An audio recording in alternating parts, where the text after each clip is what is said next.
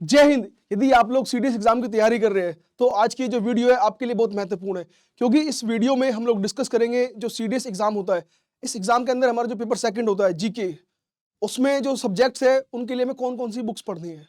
देखो, ये जो हमारा सीडीएस वाला पेपर होता है जिसको यूपीएससी क्या करती है, कंडक्ट करवाती है, ये एग्जाम हमारा ट्वाइस होता है।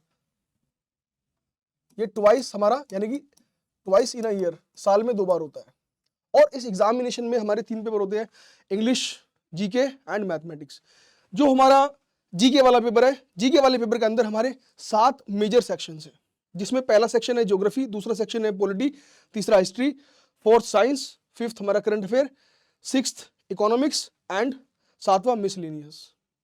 आगे बढ़ने से पहले मैं आपको एक बात बता देना चाहता हूं कि हमको सबसे पहले कुछ भी शुरू करना है, उसके पहले जो हमारे प्रीवियस ईयर क्वेश्चंस है, जो प्रीवियस ईयर हमारे पेपर्स है, हमें उससे गो थ्रू होना है।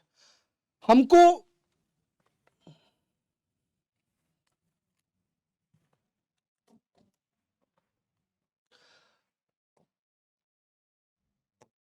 लगभग 2015 से लेकर 2023 तक के जितने भी हमारे क्वेश्चन पेपर्स हैं,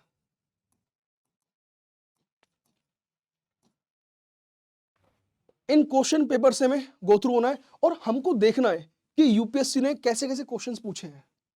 यदि हमने ऐसा कर लिया तो हम बहुत कुछ इजीली कर पाएंगे। जैसे हमको पता चल जाएगा कि कौन सा टॉपिक किस सब्जेक्ट का हमारे लिए इंपॉर्टेंट है।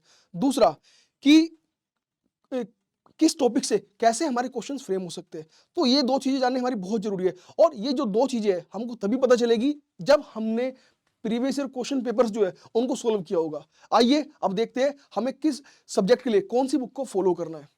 सबसे पहले मैं बात करता हूं ज्योग्राफी की। देखो, ज्योग्राफी जो है, ज्योग्राफी बहुत इजी है, और ज्योग्राफी के लगभग हमको 20 क्वेश्चंस देखने के लिए मिलते हैं, और 20 के 20 क्वेश्चंस मैं आपको गारंटी दे सकता हूं कि आप 20 के 20 क्वेश्चन सोल्व कर सकते हो। इसके लिए आपको फॉलो क्या करना है, इसके लिए आपको फॉलो करनी है क्लास 11th और क्लास 12th की जो हमारी एनसीईआरटी वाली बुक है। क्लास 11th में हमारी बुक आती है फंडामेंटल ऑफ फिजिकल ज्योग्राफी, और क्लास 12th में हमारी बुक आती है fundamental of human geography and economic geography. वहां से हमारे जो क्वेश्चंस होते हैं वर्ड टू वर्ड आते हैं। यदि हमने उसको फॉलो किया है तो हम ये पाएंगे कि क्वेश्चन पेपर में वर्ड टू वर्ड क्वेश्चन हमको वहां से देखने के लिए मिलते हैं। इसके अलावा हम लोग जो भी प्लेसेस इन द न्यूज रहते हैं, जैसे क्या नाम है, इजराइल पैलेस्टीन कॉन्फ्लिक्ट, मतलब पूरे साल चर्चा में था लास्ट ईयर। इसके अलावा अफ्रीका कॉन्टिनेंट के अंदर हमको अर्थक्वेक देखने के लिए मिलते हैं, तुर्की के अंदर अर्थक्वेक देखने के लिए मिलता। तो हमको उसके पीछे की जो ज्योग्राफी है, जो उसके पीछे जो जियोमॉर्फोलॉजी है, वो भी हमको समझना जरूरी है। तो हमको ये बुक तो फॉलो करनी है फॉर द स्टैटिक पर्पस, लेकिन हमको जो चीजें न्यूज में है उनसे भी क्या होना है, गो थ्रू होना है। वो किसके लिए है, ज्योग्राफी के लिए। इसके बाद पॉलिटी। ये पॉलिटी जो है, पॉलिटी भी बहुत इजी है, और सारे क्वेश्चन यहाँ पर डुएबल होते हैं, यानी कि सारे क्वेश्चन हम क्या कर सकते हैं, सोल्व कर सकते हैं। इस पॉलिटी के लिए हमको क्या करना है, हमको लक्ष्मीकांत वाली जो बुक है उसको उठाना है। लक्ष्मीकांत से हम सभी क्वेश्चन सोल्व कर सकते हैं एक्सेप्ट 1 और 2। और ये 1 और 2 क्वेश्चंस वो क्वेश्चंस होते हैं जो हमारे एनसीईआरटी से आते हैं। एनसीईआरटी से यहाँ पर वाले क्वेश्चंस आते हैं जो स्टेटमेंट वाइज होते हैं। जैसे क्या नाम है, ये पूछ लेंगे कि on 26 January 1950 India is entering into the life of contradiction, ये स्टेटमेंट किसने दिया है। अब ये जो स्टेटमेंट है, ये स्टेटमेंट एनसीईआर लक्ष्मीकांत में मेंशन नहीं है, लेकिन जो एनसीईआरटी क्लास 11th की वहां पर ही मेंशन है। तो हमको कुछ क्वेश्चंस के लिए हमको एनसीईआरटी पढ़नी है, बट मेजर पोर्शन के लिए हमको पॉलिटी के लिए लक्ष्मीकांत को स्टडी करना है। इसके बाद हिस्ट्री। हिस्ट्री बहुत वास्ट सब्जेक्ट है, बहुत बड़ा सब्जेक्ट है, और इसमें जो नंबर ऑफ बुक्स है वो भी ज्यादा है। इसमें हमको क्या करना है, इसमें हमको जो ओल्ड एनसीईआरटी है एंड जो न्यू एनसीईआरटी है। ओल्ड एनसीईआरटी हमारी एंशिएंट इंडिया के लिए आर्य शर्मा, मिडिवल इंडिया के लिए सतीश चंद्रा, और मॉडर्न इंडिया के लिए बिपिन चंद्रा वाली बुक। इसके पैरेलली, इसके साथ ही हमको जो न्यू एनसीईआरटी है, ये जो न्यू एनसीईआरटी है ये है हमारी थीम्स वाली बुक, थीम्स 1, 2 और 3। ये जो थीम्स 1, 2, 3 है ना, पहले हमें ओल्ड पढ़नी है, ओल्ड के बाद में हमको थीम्स वाली बुक पढ़नी है। और थीम्स वाली बुक से मैं आपको बता दूं, कुछ सालों में वर्ड टू वर्ड हमको क्वेश्चंस देखने के लिए मिल रहे हैं। जैसे क्या नाम है, आपको बता दूं कि universal peace policy of Akbar, Gandhi ji Bharat में आए थे ऐसे ऐसे क्वेश्चंस हमको कहाँ से मिल रहे हैं, सीधा ये जो थीम्स वाली बुक है वहां से देखने के लिए मिल रहे हैं। और जो क्वेश्चंस हमको देख के लगता है ना कि यार ये वाला क्वेश्चन कहाँ से आ गया, इसको हमने किसी बुक में देखा नहीं, कभी इसके बारे में सुना नहीं, वो क्वेश्चन हमको यहाँ से देखने के लिए मिलते हैं थीम्स वाली बुक से। तो क्लास 12 की जो थीम्स वाली बुक है, themes in Indian history 1, 2 and 3, वो हमें फॉलो करनी है हिस्ट्री के लिए, along with old NCERT of R S Sharma, Satish Chandra and Bipin Chandra. इसके बाद सदाबहार मतलब मोस्ट इंपॉर्टेंट पोर्शन साइंस।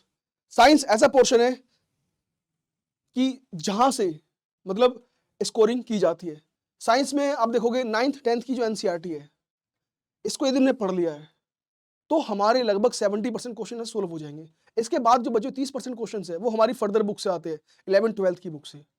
जो बच्चे नॉन साइंस बैकग्राउंड से है, यदि वो 9th 10th की एनसीईआरटी पढ़ लेंगे ना साइंस की, उनके लिए वो इनफ इनफ इनफ है। इसके बाद इकोनॉमिक्स। इकोनॉमिक्स से देखो मैं आपको बता दूं, इकोनॉमिक्स मतलब ऐसा पोर्शन रहा है सीडीएस के अंदर जहां पर मतलब लगभग 2020 तक जो क्वेश्चंस आते थे वो केवल प्लानिंग से आते थे, 5 ईयर प्लानिंग से। लेकिन 20 के बाद 21 में आफ्टर कोविड पैटर्न चेंज हुआ और वहां से हमको क्या देखने के लिए मिल रहा है, वहां से हमको इकोनॉमिक्स का जो वेटेज है लगातार बढ़ता हुआ देखने के लिए मिल रहा है। और इसके लिए हमको क्लास 11th की जो इकोनॉमिक्स की बुक है इंडियन इकोनॉमिक डेवलपमेंट, और क्लास 12th की जो हमारी बुक है micro economics and macro economics, उसको फॉलो करना है। अलोंग विद जो हमारा बजट है, बजट में हमको जो प्रीवियस ईयर वाला बजट है और उसके पैरेलली जो हमारा प्रेजेंट वाला जो बजट है, हमको दोनों बजट साथ लेके चलने हैं। तब जाकर हम इकोनॉमिक्स के जो क्वेश्चंस हैं उनको सोल्व कर पाएंगे। इकोनॉमिक्स के बाद में हम बात करते हैं करंट अफेयर्स की। ये जो करंट अफेयर्स है ना, करंट अफेयर्स के लिए हमको सबसे पहले अपने अंदर एक हैबिट को डेवलप करना पड़ेगा। वो जो हैबिट है उस हैबिट का नाम है न्यूज़पेपर रीडिंग। हमको न्यूज़पेपर डेली पढ़ना है। और न्यूज़पेपर जब हम पढ़ रहे हैं ना, तो हमको जो इंपॉर्टेंट न्यूज़ है कि government of India is doing this, और है ना, और यूएस इज डूइंग दिस, इस चीज के हमको लगातार नजर रखनी है। उनको मतलब अपनी जो नोटबुक है उसके अंदर उसके नोट्स बनाने हैं। ये जो करंट अफेयर्स है लगभग 20 क्वेश्चन देके जा रहा है, 20 से 30 क्वेश्चन वेरी कर रहे हैं। 20-30 के बीच में क्वेश्चंस क्या हो रहे हैं यहाँ पर, वेरी हो रहे हैं। तो बहुत इंपॉर्टेंट है।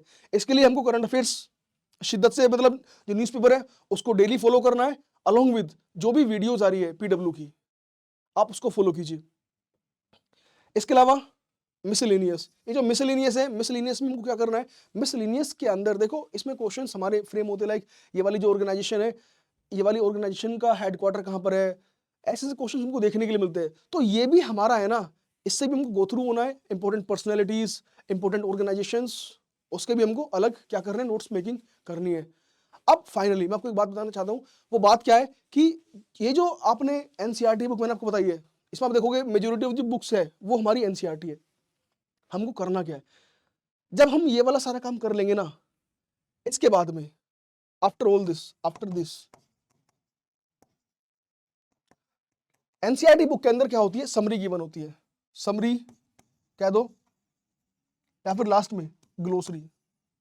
आप देखोगे एनसीईआरटी, आप कोई भी बुक उठा लीजिए, एनसीईआरटी की कोई भी बुक आप उठा लीजिए, उस बुक के पीछे आपको ग्लोसरी गिवन होती है। और ये जो ग्लोसरी होती है उस बुक्स के अंदर जो भी आपकी इंपॉर्टेंट डेफिनेशंस होती है वो यहां पर मेंशन होती है।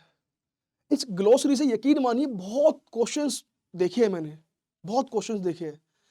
अगर आप देखोगे 2019 का सीडीएस वाला पेपर, उसमें आप देखिएगा जाके कि उसमें 5-6 क्वेश्चन जो क्लास 11th क्लास 12th की जो बुक है इकोनॉमिक्स की, वहां से क्वेश्चंस दिए हुए हैं।